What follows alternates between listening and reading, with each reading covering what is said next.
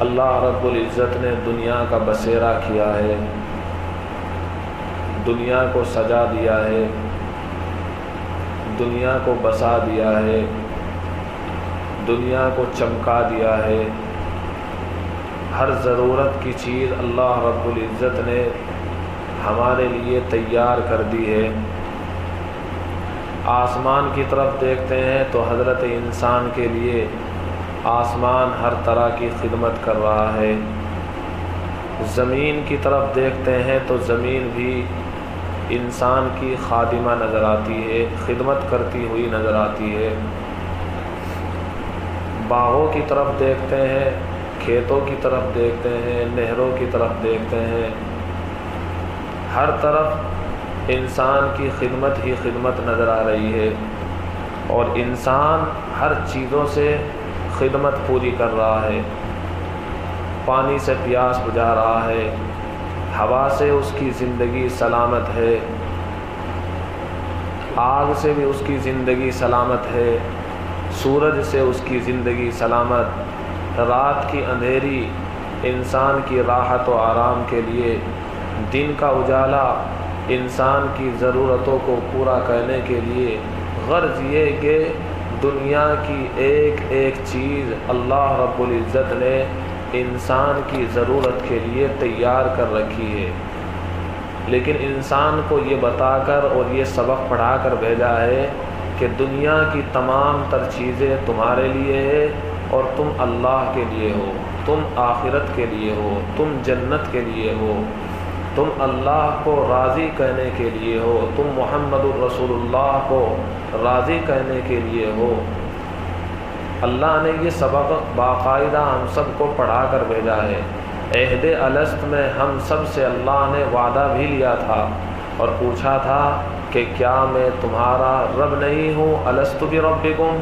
تو سب نے اللہ کے اس پکار پر، اللہ کی اس آواز پر لبیک کہا تھا، اور یہ کہا تھا قالوا بلا، جی ہاں آپ ہمارے رب ہیں، آپ ہمارے پالنہار ہیں، آپ ہمارے مربی ہیں، آپ ہمارے پروردگار ہیں۔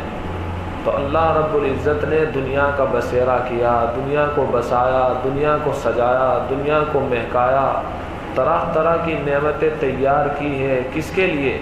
انسانوں کے لیے۔ یہ جانور بنائے ہیں، یہ بھی انسانوں کے لیے بنائے ہیں۔ اللہ تعالی بندوں پر بڑا مہربان ہے۔ ان اللہ بالناس لرؤوف الرحیم، اللہ فرما رہے ہیں کہ میں انسانوں پر بہت ہی شفقت کرنے والا اور بہت ہی مہربانی کرنے والا ہوں۔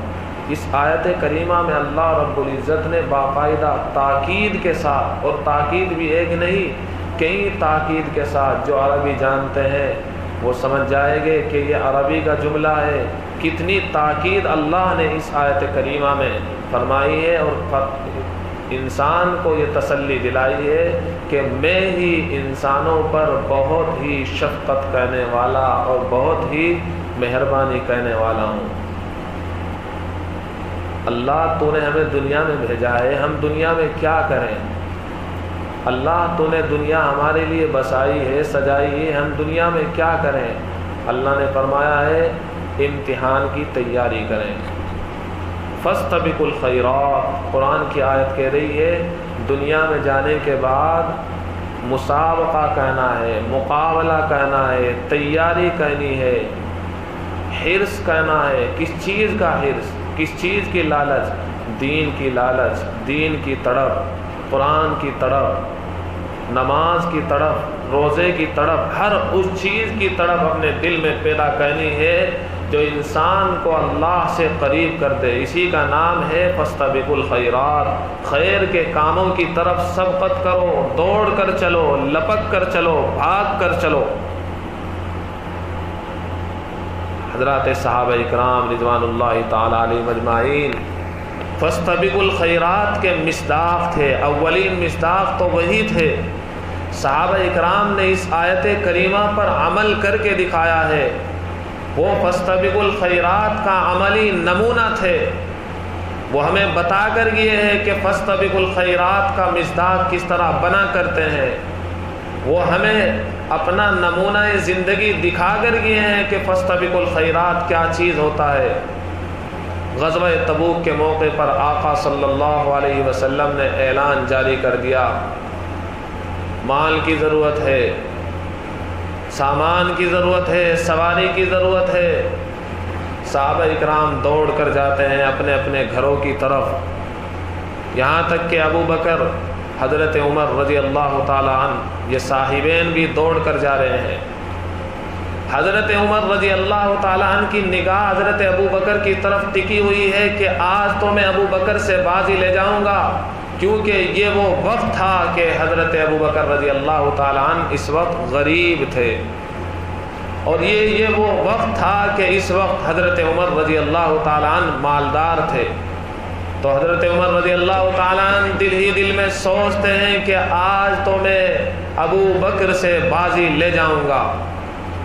تو صحابہ ایک دوسرے سے بڑھ چڑھ کر بازی لیا کرتے تھے، مقابلے میں ایک دوسرے سے بڑھا کرتے تھے۔ کس چیز کا مقابلہ؟ اس چیز کا مقابلہ جو اللہ کی رضامندی کے لیے ان کو دوڑائے، ان کو چمکائے، ان کو اللہ کے نزدیک کر دے۔ تو مقابلہ ہو رہا ہے عمر فاروق کا، مقابلہ ہو رہا ہے حضرت ابو بکر کا۔ کس چیز میں مقابلہ؟ دین میں مقابلہ۔ حضرت عمر اپنے گھر پہنچ گئے، حضرت ابو بکر بھی اپنے گھر پہنچ گئے۔ ابو بکر تو غریب ہیں، حضرت ابو بکر رضی اللہ تعالیٰ عنہ نے اپنے گھر کے مال کو ٹٹولا، حتیٰ کہ دیواروں پر بھی ہاتھ کو پھیر رہے ہیں، کہیں ایسا نہ ہو کہ ایک سوئی بھی میرے گھر میں رہ جائے۔ رسول اللہ نے مانگا ہے چندہ اور کسی نے نہیں مانگا۔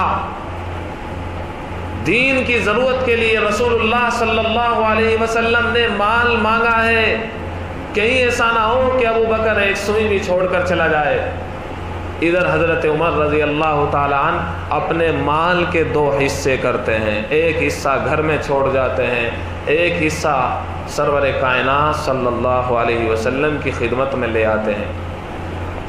اب ظاہری مال کو دیکھیں تو حضرت عمر کا مال بہت، اور ظاہری مال کو دیکھیں حضرت ابو بکر کا مال تو کچھ بھی نہیں ہے حضرت عمر کے مال کے مقابلے میں۔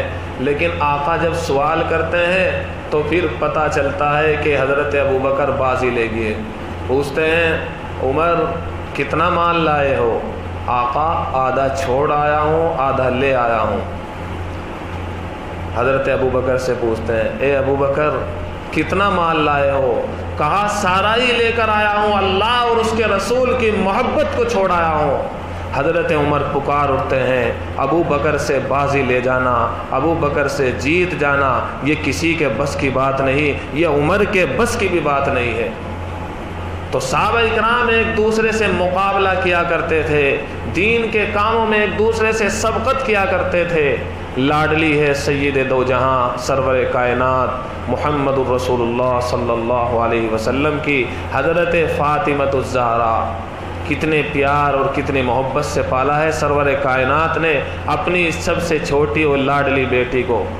سردی کی رات ہے، سب جانتے ہیں کہ سردی کی رات کتنی لمبی ہوا کرتی ہے، کانٹے سے بھی نہیں کٹتی ہے، اتنی لمبی رات ہوتی ہے سردی کی۔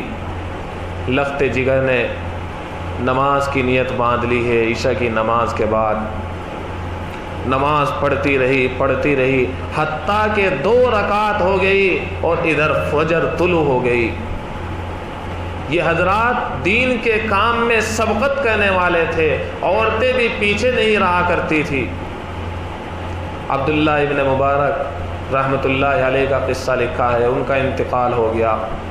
کسی نے پوچھا کیا گزری؟ عبداللہ ابن مبارک نے کہا اللہ نے خیر کا معاملہ فرما دیا، لیکن وہ جو لوہار میرے گھر کے سامنے رہا کرتا تھا میرا پڑوسی، وہ تو بہت بلند مقام پر پہنچ گیا ہے۔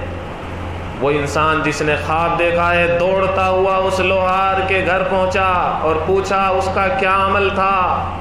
ظاہراً تو وہ لوہار تھا، کھٹ کھٹ کیا کرتا تھا۔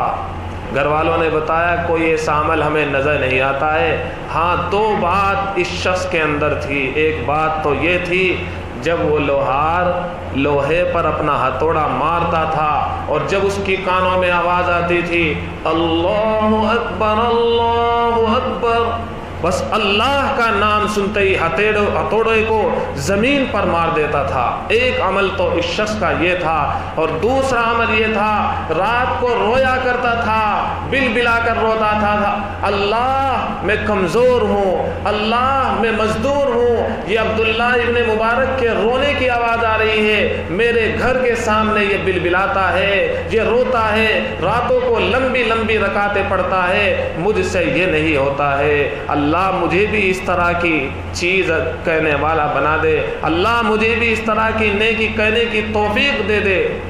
وہ شخص پکار اٹھتا ہے، اسی جذبے کی وجہ سے اللہ رب العزت نے اس لوہار کا مقام عبداللہ ابن مبارک کے برابر کر دیا۔ آج یہ جذبہ ختم ہوتا جا رہا ہے، آج یہ جذبہ کہاں چلا گیا ہے مسلمانوں؟ دین کے کاموں میں ہمیں سبقت کی کہاں توفیق ملتی ہے؟ ہم تو دین میں اب تک آئے بھی نہیں ہیں۔ ہر چیز کو ہم کر رہے ہیں، دنیا کو بھی کر رہے ہیں، کھا بھی رہے ہیں، پی بھی رہے ہیں، کاروبار بھی کر رہے ہیں، اگر نہیں کر رہے ہیں تو محمد کے دین کو نہیں کر رہے ہیں۔ ہم نے ایک دوسرے سے سبقت نہیں کی، ہم نے اس بات کو کبھی سوچا نہیں ہے کہ ہمیں اللہ کو اپنا منہ دکھانا ہے، ہم نے کبھی اس بات کو سوچا نہیں ہے کہ محمد الرسول اللہ صلی اللہ علیہ وسلم کو بھی منہ دکھانا ہے۔ ہم اس چیز کو بھول گئے ہیں، راتوں کو گپ شپ کرتے ہوئے ہماری راتیں تو لہو و لعب میں گزر جاتی ہے، اور ان کی راتیں رونے میں گزر جایا کرتی تھی۔ اللہ ہمیں کیا ہو گیا ہے؟ ہم اس چیز کو بھول گئے ہیں کہ دنیا کے بنانے والے نے خود کہا ہے کہ سبقت کرو، دین کے کام میں سبقت کرو۔ اگر یہ آدمی تہجد پڑھتا ہے تو کیا وجہ ہے کہ میں تہجد کیوں نہیں پڑھتا؟ اس کا نام سبقت ہے۔ اگر یہ آدمی 5 وقتہ نماز پڑھ رہا ہے تو کیا وجہ ہے؟ وہی چیز اس انسان کے اندر ہے، وہی آنکھیں، وہی کان، وہی ہاتھ، تو کیا وجہ ہے کہ میں 5 وقتہ نمازی اب تک کیوں نہیں بنا؟ یہ انسان اگر حافظ قرآن بن گیا ہے، کیا وجہ ہے میں حافظ قرآن نہیں بن سکا ہوں؟ اسی چیز کا نام ہے جذبہ۔ جب جذبہ انسان کے اندر پیدا ہوتا ہے تبھی وہ دوسرے کا مقابلہ کرتا ہے۔ ہمارے اندر تو جذبہ ہی نہیں، ارے جذبہ تو بہت دور کی بات ہے، ارادہ تک بھی نہیں ہے۔ نمازیں اسی لیے چھوڑی جا رہی ہے کہ ارادے نہیں ہے۔ ارادہ کر کے کوئی نہیں سوتا ہے کہ مجھے فجر کی نماز کے لیے مسجد کی طرف بھی جانا ہے۔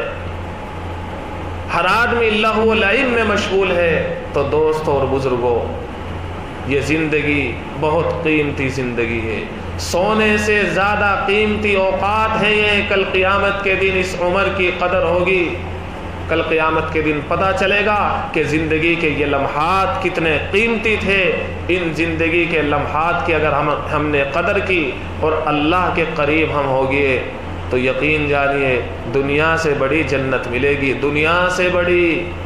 یہ کوئی عام انسان نہیں کہہ رہا ہے، محمد الرسول اللہ کہہ رہا ہے صلی اللہ علیہ وسلم۔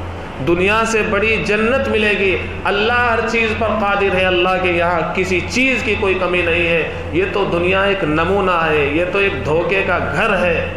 اللہ نے یہاں ہمیں پیدا کیا ہے اپنی عبادت کے لیے، تو اس چیز کو ٹھان لیجئے۔ ہم ارادہ کرتے ہیں کہ انشاءاللہ 5 وقتہ ہم نمازی بنیں گے، اللہ کی محبت کو اپنے دل میں جگہ دیں گے، رسول اللہ کی سنتوں پر ہم عمل کریں گے۔ اللہ رب العزت ہم سب کو قبول اور مقبول فرمائے۔